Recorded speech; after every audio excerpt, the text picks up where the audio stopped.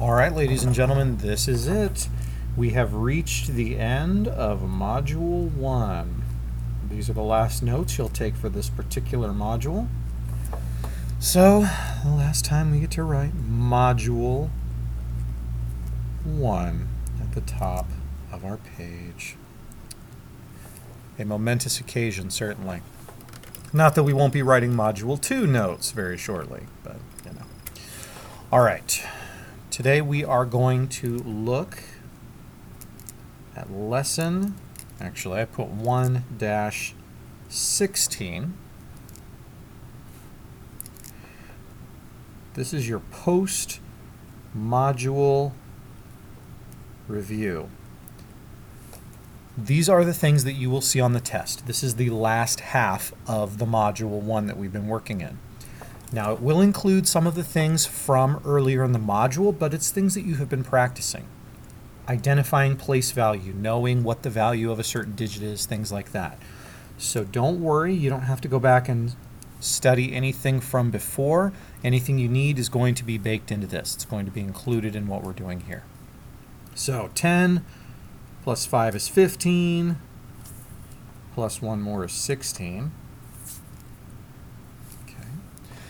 116, your post-module review. And just as we did for lesson 8, I'm going to go through and just take it one lesson at a time, starting with lesson 9. Lesson 9 was adding with decimals.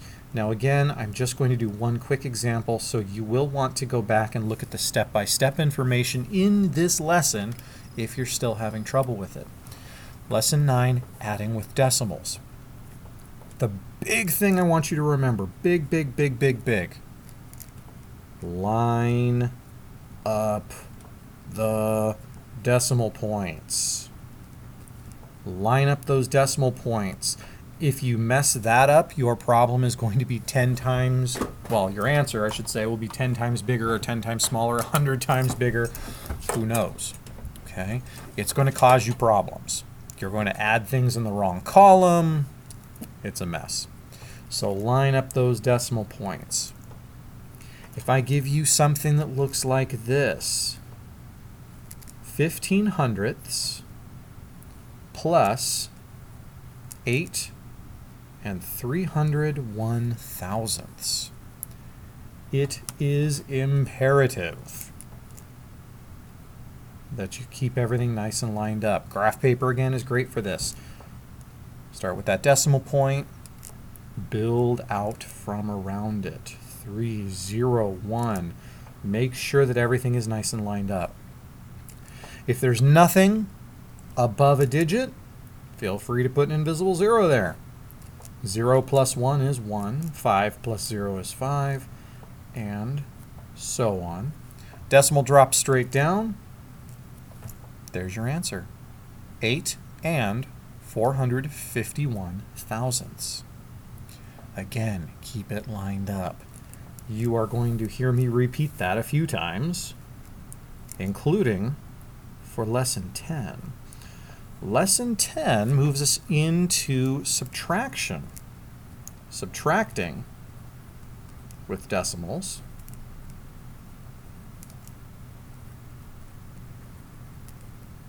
Subtracting with decimals. And I know this will shock you. The very first thing I'm going to remind you to do is line up the decimal points. Line up the decimal points. Okay, line them up. Same deal. I'm going to give you another problem.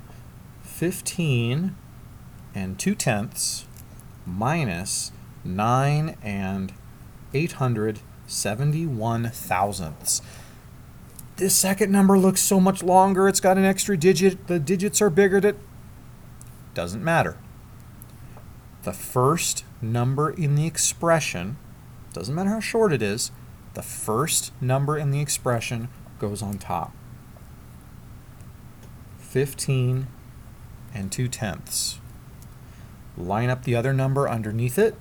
As I'm building out, you can see this looks long, but 9 is smaller than 15, right? It is less than 15. All of this nonsense stretching out this way does not change that. It is more important that I add some invisible zeros up here, because I'll need to use them to borrow. 0 tries to borrow from 0, can't do it. That 0 tries to borrow from 2. Well, that was nice of the 2, wasn't it? That 10th moves over here, shatters into 10 pieces, so now I have 10 hundredths. But don't get excited, because this 0 in the thousandth place is like, remember me, and borrows 1 away. So that 10 becomes a 9. We had 0 hundredths. We borrowed and got 10 hundredths. And then we took away, and now we have 9 hundredths. 10 thousandths minus 1 thousandth is 9. 9 minus 7 is 2. 1 minus 8, not going to happen unless we borrow.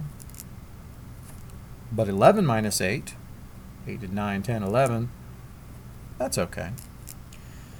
Ugh, 4 minus 9 won't work. I'm running out of space here. 14 minus 9 should give me an answer of 5. Okay. We talked a little bit about rounding. If I were to mentally round this, that's about 15, that's about 10. 15 minus 10 is 5. So, all right, that looks pretty reasonable. Okay, continuing on, talking now about lesson 11. In lesson 11, we did multiplication. We multiplied. So we're going to multiply with models. Now, again, this is another one I'm going to say, look back at the other video, look back at your other notes if you're not sure how to do this. We are going to use the area model. Okay. In fact, I'm going to write that up here. Specifically, area model. That is the one we're using. And in the area model, focus that in a little bit, you take a multiplication problem, say 8 times, let's do 3 and 41 hundredths. And we set this up like an area problem, which means I'm going to draw a rectangle, get my straight edge, make it look pretty. Okay. I'm going to draw this rectangle. I am going to break it into pieces, but I'm not going to do that yet. We have to find out how many pieces I'm breaking it into. To do that, I look at my number here, 1, 2, 3 digits. So 3 chunks. Okay. The first section will be the ones.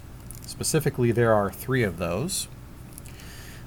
Now, don't forget the decimal point. That makes this tenths, 4 tenths, and finally hundredths, 1/100th. I know, not 1/100ths, but let's just kind of go with it. That other number, the other factor, will go right there. Because now we can just multiply 8 times 3 is 24 ones. Okay. 8 times 4 is 32 tenths. Now we'll have to talk about how to write that in a moment. 8 times 1, on the other hand, that's pretty easy. 8 hundredths. Okay. Now I'm going to scoot over here a little bit. I am going to rewrite each of these numbers. Now, and again, I'm kind of rushing, so if you need to go back and revisit the original lesson for lesson 11. 24 ones, well, that would be 24. I am going to put a 0.0, a decimal point and a 0, to help me keep everything lined up. I know that 32 tenths is going to go right here. The decimal points are lined up. I keep repeating that. 32 tenths. 32 tenths. The 2 is going to go into the tenths column, and the 3 will just stretch over to the left. 30 tenths is the same as 3 ones, 3 wholes, so 3 and 2 tenths is the same as 32 tenths. 8 hundredths, that means no tenths, and here's 8 right here. Probably should have written the 8 first. 8 in the hundredths, then nothing in tenths, then nothing in ones. Okay. Invisible zeros if you like, but not necessary. Nothing plus 8 is 8. 0 plus 2 is 2, plus 0 again is still 2. 4 plus 3 is 7, plus nothing. 2 plus a whole lot of nothing. You can put invisible zeros there too if you like, but I'll skip it for now. The answer is 27 and 28 hundredths. Okay. I will go ahead, let's just put a box around it over here. Sometimes it's worth rewriting, especially if you're writing it on a test, but we'll treat the notes kind of like scratch paper. Let's just put it right there. Okay, lesson 12. Let's make sure we can actually see that. Okay, lesson 12. Sorry, focus. Lesson 12 was estimation.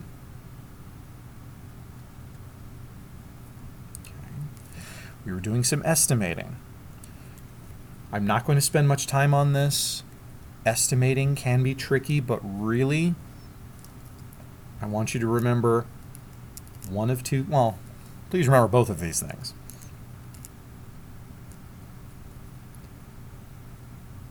If rounding a decimal, so if you are trying to round a decimal, go to the nearest whole number. The nearest whole. This is going to be the ones column. Okay, the nearest whole, the nearest ones place. So for example, if I give you something that looks like this, okay, let's say $5.72. This is the ones place. That's the nearest whole number. I look next door. The neighbor is higher than 5. It's 5 or more, so that means that what I'm rounding to is going to soar. It's going to go up to about $6. Okay.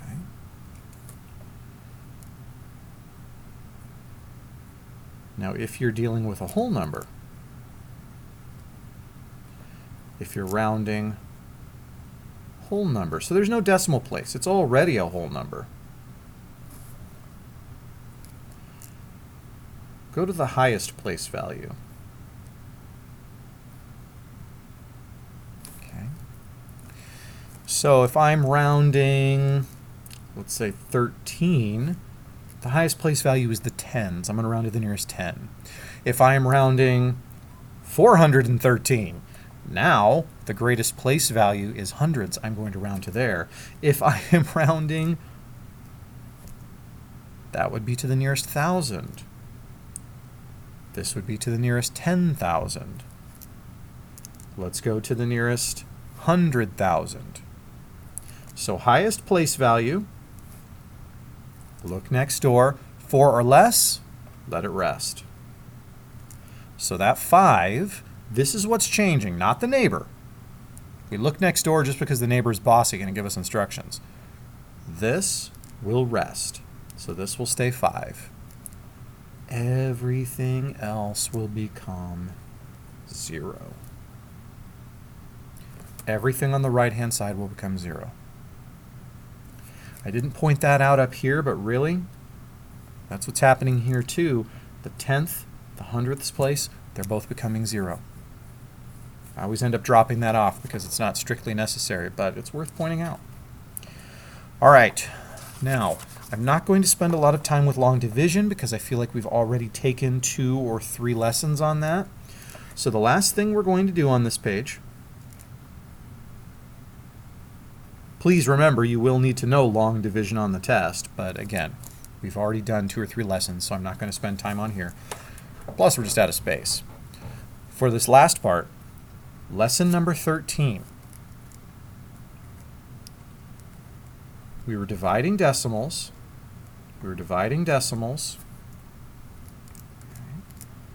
Now, this was not necessarily the title of the lesson, but I'm going to change it slightly, because what we're doing here is we're using units. And this is when I showed you something like this. 5 4/10 divided by 9. We changed that to 54/10. This is what I'm talking about with units. Instead of saying 5.4, 5 4/10, I am putting them all together. I'm smashing it together and saying, no, this is the same as having 54 of these little tiny slivers, these little tiny tenths. Because once I do that, then I can divide 54, divide the whole number, by 9, and I treat it just like, what if you had 54 cupcakes and divided them into 9 groups? What if you have 54 tacos? What if you have... It's always food with me, folks. I'm sorry. 54 divided by 9 gives you 6/10. Just copy the unit over, just like cupcakes, tacos, scissors, I don't know, whatever else is on my desk right now, highlighters. There are no cupcakes on my desk. That was not accurate. Anyway, once we have 6/10, we can then look at that and say, okay, I would write that. Here's my decimal. I know the tenths place is right here. So 6 there. There's nothing to stretch over. I don't have to worry, so I just put a 0.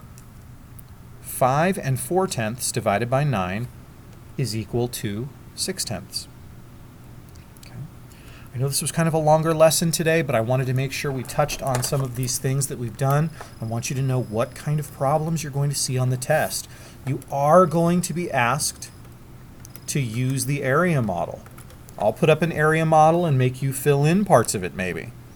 You will have to do these kinds of problems. So please, once again, if this quick review wasn't fast enough, or wasn't thorough enough, I should say, check your study guide, watch old videos, look back at your notes. Okay. You folks have been working hard. You're going to do great on the test. Keep working hard, keep studying. Get the grade that you know you deserve. All right, thanks everybody. If you have any other questions, I'll see you in class.